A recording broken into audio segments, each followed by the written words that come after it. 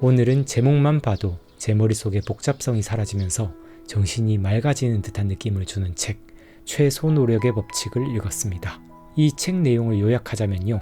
우리는 너무도 힘들게 일하고 있으니까 제발 좀 쉽게 효율적으로 일하자는 것입니다. 어떤 행동을 하든 노력의 질이 중요하다는 것이에요. 책에 이런 구절이 있는데 제 머리에 천둥이 치는 것 같았어요. 헨리 데이비드 소로는 이렇게 말했다. 세상에는 도끼로 악의 뿌리를 내려치는 사람이 한 명 있다면 악의 가지를 치는 사람은 1000명이 있다고 하겠다. 저자는 이 말을 인용하면서 강조합니다. 그저 열심히 노력만 하는 사람은 자신이 가지치기만 하고 있는지 모르고 있다고요. 사람들은 이미 어떤 일에 익숙해지고 숙달이 되어서 자신이 그 일에 도사가 되어 있다고 생각을 하는데 가지치기 도사인 줄은 모르고 있다고 해요. 문제의 근원인 뿌리를 제거하지 않는 한 계속해서 문제는 생성되는데 이것이야말로 내 노력을 낭비하는 일이라고 말합니다. 이 원리가 사업에도 적용이 되고 건강에도 적용이 되고 우리 공부에도 적용이 된다고 해요. 내가 만드는 요리의 맛을 늘리지 않으면서 어떻게든 호객을 통해서 사람들을 들어오게만 만들려고 노력하는 건 가지치기만 잘하려고 하는 거죠. 우리가 사는 이 우주라는 공간이 한편으로 잔인한 곳이어서요. 성공은 적고 실패는 많다고 느끼거든요.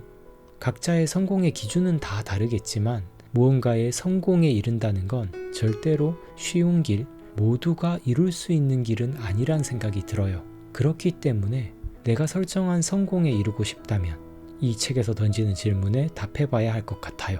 내 성공에 이르기 위해서 집중해야 할 근본적인 뿌리는 무엇인가? 어떤 노력을 할 때 최소 노력의 법칙을 이끌어낼 수 있을까? 서재로 왔습니다. 오늘 읽은 이 책 최소 노력의 법칙 보시면 되게 지금 쭈글쭈글해진 상태거든요. 저번에 위층에서 보일러가 터져가지고 제 책들이 온통 물에 잠긴 적이 있었습니다.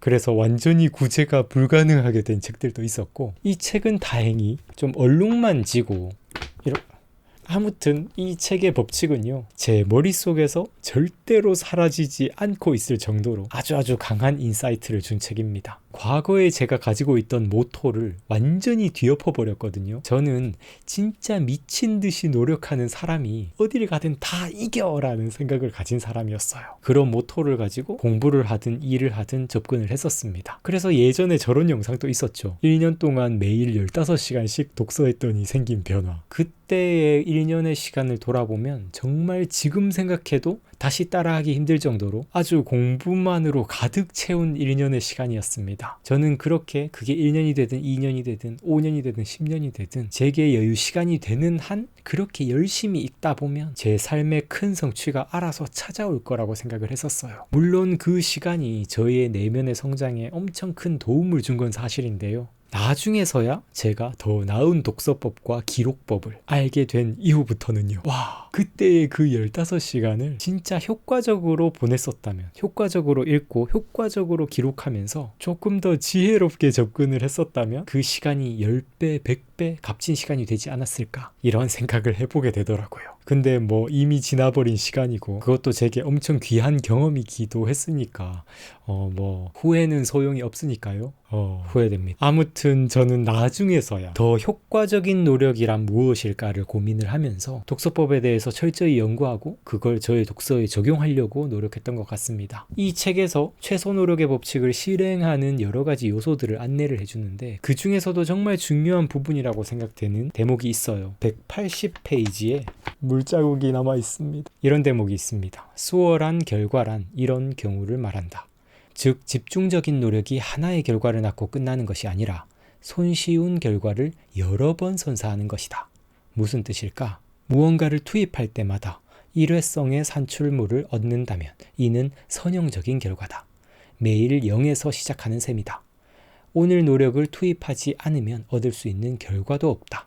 투입한 노력의 양과 이로써 얻는 결과가 일치하는 1:1 비율이다. 선형적 결과는 제한적이어서 결코 투입된 노력의 양을 넘어설 수 없다.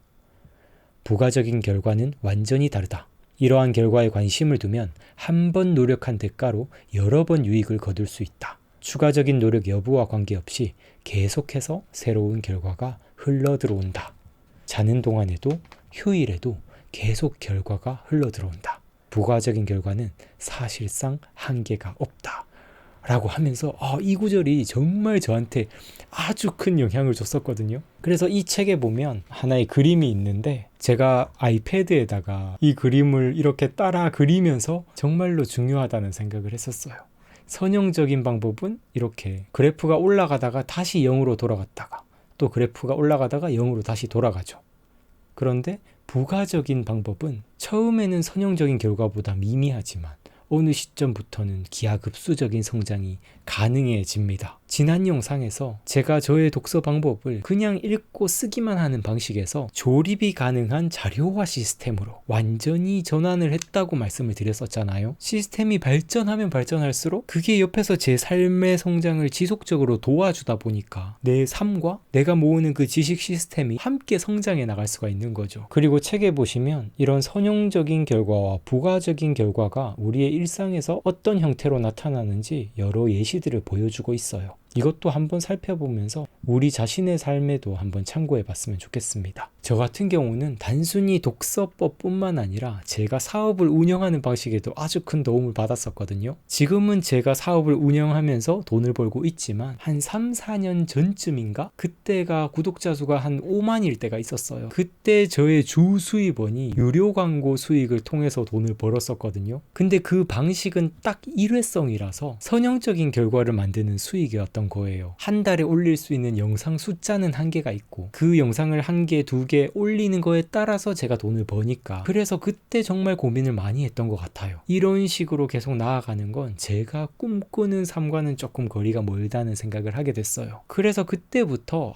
나만의 상품을 만들어야겠다. 이렇게 수동적으로 다른 광고주를 통해서 일을 받고 그렇게 광고 수익을 버는 거에만 의존하는 건 더 이상 안 되겠다. 이런 생각을 하고서 지금까지 이렇게 나온 건데요. 만약 그때 제가 계속 그런 식으로만 돈을 버는데 매여 있었다면 제가 지금 독서법 프로그램을 운영을 하면서 저만의 주도적인 사업을 이렇게 만들어가는 단계까지 전혀 오지 못했을 것 같습니다. 그리고 제 사업을 하면서 정말 좋았던 점은 이렇게 프로그램을 운영하면 운영할수록 저와 계속 함께하는 수강생분들이 늘게 되고 또 프로그램 후기도 계속 쌓이게 되더라고요. 그리고 모임을 운영하는 저의 경험치도 쌓이게 되니까 진짜 일석이조, 일석삼조가 되더라고요. 이 책에서 말하는 부가적인 결과를 만드는 것, 이런 건 지금 우리가 보고 있는 이런 유튜브 매체에서도 많이 볼 수 있는 것 같아요. 대표적으로 요리 유튜브만 봐도 사실 요리라는 것의 본질은 그냥 음식을 먹기 위해서 요리를 하는 거잖아요. 근데 그걸 영상으로도 담아내니까 그걸 먹기도 하면서 누군가에게 정보를 주거나 보는 즐거움을 주거나 하는 이런 부가적인 결과가 탄생하게 되는 거죠. 이런 원리는 우리 삶의 모든 순간들에 다 적용이 되는 것 같습니다. 인간관계에까지도요. 예를 들어서 매일 불평불만만 많고 감정적으로 하소연하기만 하는 사람을 만나게 되면 내 에너지는 계속 고갈되게 될 수밖에 없죠. 처음 한두 번이야 성심성의껏 위로도 해주고 근데 상대방이 고마워하기는커녕 끊임없이 나를 감정 쓰레기통 취급을 하게 되면 나와 그 사람의 관계에선 전혀 부가적인 결과가 생겨나지가 않죠. 생겨나네요.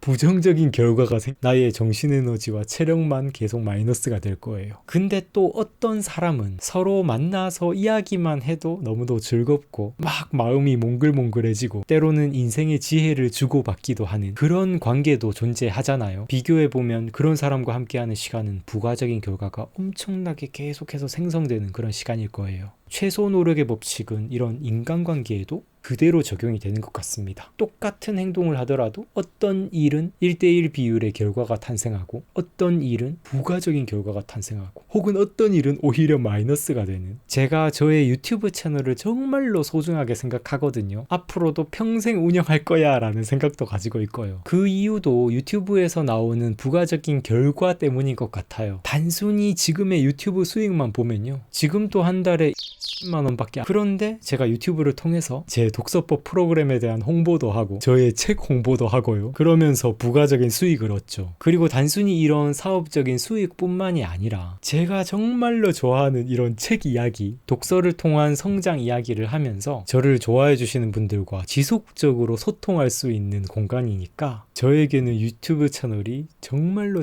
중요한 공간이 되는 거예요. 제 삶이자 저의 일이자 저의 자아실현 공간이자 그냥 모든 것입니다. 아무튼 결론은 이런 저와 함께 해주셔서 너무너무 감사드린다는 거예요. 그래서 계속 어떻게 더 좋은 걸 드릴 수 있을까 고민하게 되는 것 같아요. 여러분들과 계속 이렇게 소통할 수 있어서 좋습니다. 오늘의 북토크는 여기까지 하도록 할게요. 저는 다음 영상에서 또 찾아뵙겠습니다. 이 책을 읽으면서 얻은 또 다른 인사이트들도 우기부기 매거진으로도 보내드릴 테니까요. 무료입니다. 편하게 신청해 주시고요. 영상에 좋아요도 하나씩 부탁드릴게요. 감사합니다. 성장하는 방송, 성장에 관한 방송 우기부기TV 선수욱이었습니다. 뿅!